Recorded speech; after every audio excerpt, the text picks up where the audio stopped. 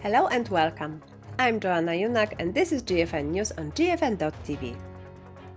Chile has finally adopted a new law regulating electronic and non-nicotine delivery systems. Meanwhile, its neighbor Argentina still enforces prohibitionist vaping policies. Seeing Chile's success, Argentina now faces a choice: continue its vaping ban or adopt innovative alternatives to smoking.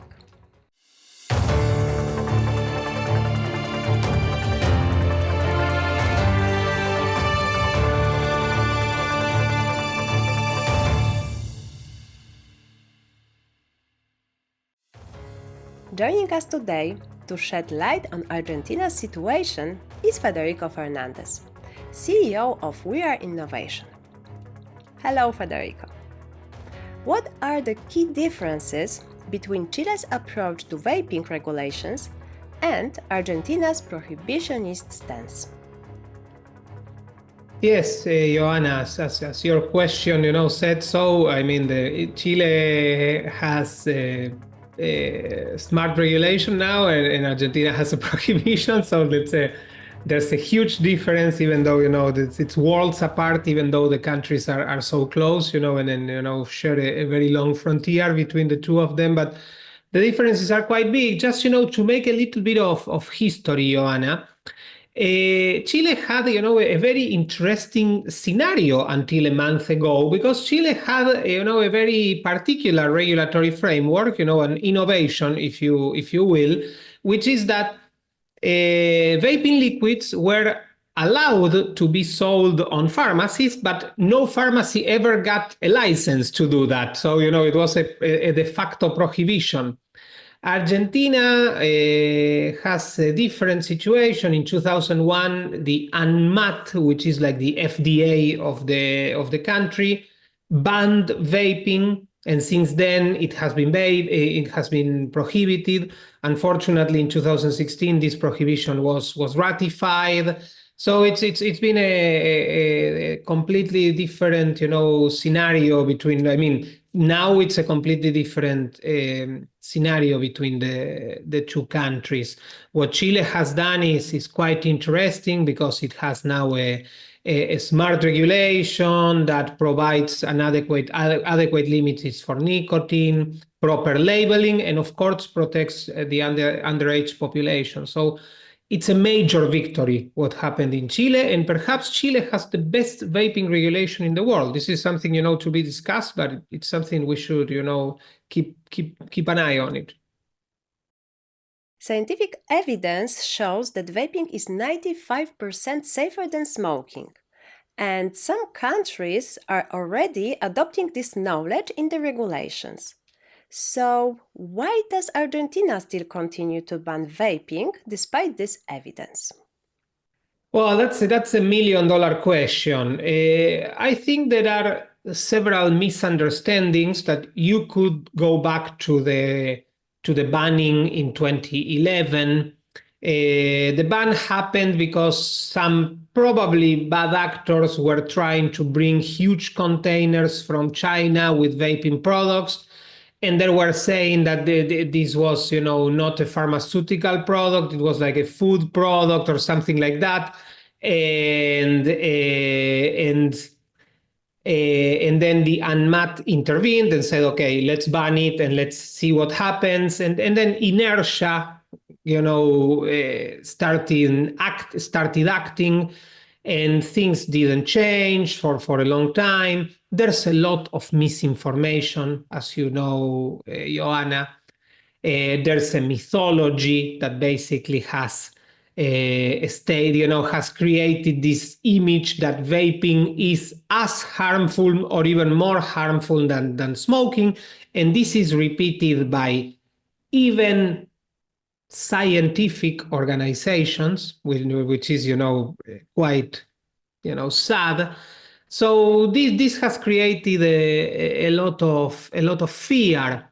On the other hand, we are hopeful that the current government, the current administration, will review the prohibitionist stance that Argentina has had towards vaping, also towards heated tobacco, and things hopefully will change for the better. You mentioned misinformation as a main reason for this decision, but snus and nicotine pouches are allowed in the country. Does it mean the information around them is clear and accurate? Yeah, this is a very interesting question that you ask me, and probably I'll try to give you the best answer that I can give you, but probably I don't have all the information. Something as you know, Joanna, from at We Are Innovation, we've been working for quite some time in an index that measures how different countries around the globe treat innovative nicotine products. That index can be found, by the way, at antismoking.global.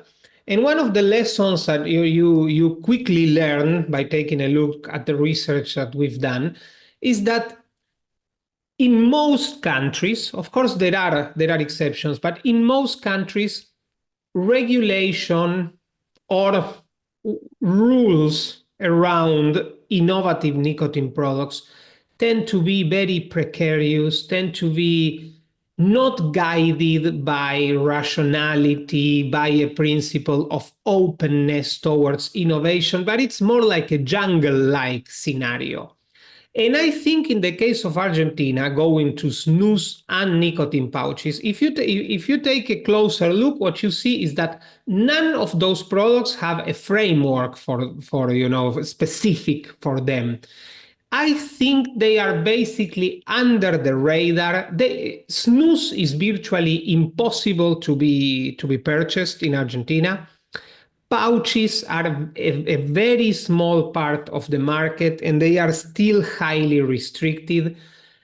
Every time the authorities the health authorities in particular have had the opportunity to speak about them, they have been very negative towards them. So I think they are just, it's a very small product, so to speak, and it's just under the radar. But this is not part of a coherent, let's say, approach towards alternative nicotine products.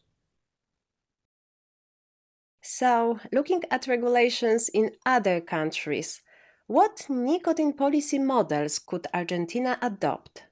And what advantages or disadvantages might they have? Well, I mean, the main disadvantage that Argentina has is that it has prohibition, which is definitely, I mean, prohibition is, let's say, anti-scientific, is anti-innovation, is anti-smoking people, because you're, depriving them from alternatives that would allow them to consume nicotine without all the problems that combustion entails. So that is, let's say, the biggest disadvantage is where Argentina is right now. Models, for sure. I mean, what Chile has achieved is a major victory. I think we really need to celebrate and congratulate what activists there and other stakeholders, but for sure Vape Chile, Ignacio Leiva have been working for so many years, because an overnight success was built, usually has been built, since 10 years or more before. And this is what we are seeing in Chile. Now we are all happy and celebrating, and it seems that this happened, from Friday to Monday, and it's not the case at all. Vape Chile has been working more than a decade, to achieve this. Another great example, and Argentina could learn a lot from this country, is Sweden. Of course, what we would like to see in a nutshell is what we like to call the 3A's, for innovative nicotine products, which is we want to see these products to be accessible. That means that these products can be purchased. These products are not hidden. These products are not treated as if they were a pornographic magazine, if you allow me the metaphor. That these products are available, of course, for adults, not for underage. But these products can be purchased both, through different sales channels, online and physical. These products are acceptable. What does it mean? That these products come in different flavors and in different nicotine levels. So, the person that we have in mind is a current smoker. So they can find alternatives that are attractive to them, and they can replace cigarettes with safer alternatives. And of course, these products should be affordable. This means that usually with taxation, governments can do a lot. These products should not be taxed as combustible cigarettes. These products should be different taxations, and these products should be, let's say, economically more competitive than cigarettes. Based on what you said, why do policymakers in Argentina still focus on restrictions rather than opening up to harm reduction strategies? Joanna, that's a very good question. And, I would say in Argentina, what we have, policymakers themselves have done very little regarding innovative nicotine products.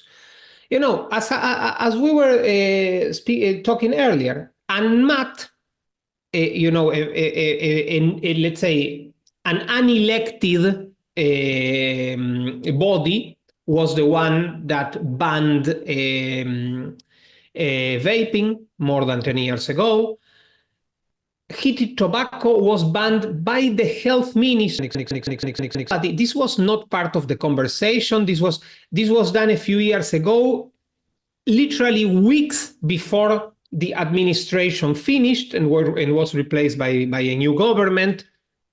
So again, what we have seen in regarding prohibitions and bans in Argentina is more related to faceless bureaucracies and very unilateral actions than actual policymaker. I think in Argentina, we really need that policymakers, members of parliament, senators start actually doing some policy, have some open discussions, and not let faceless bureaucracies and inertia to win the day. And now that Chile has introduced new regulations, what do consumer activists in Argentina think? Well, I cannot speak to them. I'm sure they're very happy. I know, let's say, that there are many, let's say, activist organizations in Argentina, in the rest of the region, that are looking at these developments with a lot of hope, because really the example of Chile is very positive for the region. I think it's very positive for the world. I think Chile gives us a huge opportunity to start a ripple effect across the region. Argentina should be, and hopefully will be, let's say, the second example to join Chile in creating and establishing a smart regulation, ideally for all alternative nicotine products. But let's see what we can do. But this is, let's say, we would do a huge mistake if we underestimate what has happened in Chile. Chile is a country that it's, let's say, in South America and Latin America. Most of the countries there are bad examples regarding regulation of innovative nicotine products. And Chile is really setting a positive example for the region, of course, and I come from Argentina, so I'm very interested in that, but also for the rest of the world. As I said, Joanna, at the beginning, I don't know, and we've been doing a lot of work regarding different regulatory frameworks for alternative nicotine products.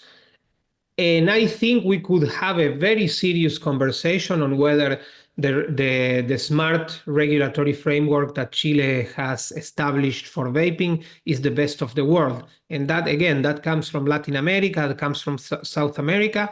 So we should keep an eye on the developments there, and we should really try to learn from the Chilean experience. And what about you? What do you think about it? Do you and your organization have any expectations? Yes, well, a lot. We are extremely, really, as you can imagine, we are extremely happy about this. At the beginning of April, we will be hosting a webinar that will feature the Chilean experience, but hopefully this is going to be one of many things that we will be doing. I wrote for our website, We Are Innovation, about what Argentina could learn about Chile. I invite everybody to go take a look at weareinnovation.global. And definitely we think that we have, sometimes it's easy to become pessimistic, but I think that there are a lot of reasons to be extremely optimistic for the future of innovative nicotine products helping us defeating smoking. And we see more and more very positive examples. Of course, Sweden, which has virtually became smoke-free, the developments in the US, the developments in New Zealand, the developments in Japan, the developments in Switzerland, in the Czech Republic, in Greece. What we see more and more is that countries that embrace innovation in nicotine, lower smoking rates, and give more alternatives to smokers to quit. So, and what we see by the same token, let's say on the other hand, what we see is that countries that are reactionary towards alternative nicotine products, that ban them or treat them in a wrong way, get stagnant regarding smoking rates. And they seem that to hit a limit because coercion can take you, to a certain point. So there are a lot of reasons to be optimistic that if we do our work, letting people know about these good examples, the fight against smoking will be won thanks to innovation, as we have solved many other problems thanks to innovation. So I'm extremely positive and optimistic. Thank you, Federico. That's all for today. Tune in next time here on GFN TV or on our podcast. And make sure to check out our social media pages for the latest updates on this year's Global Forum on Nicotine conference. Thanks for watching or listening. See you next time.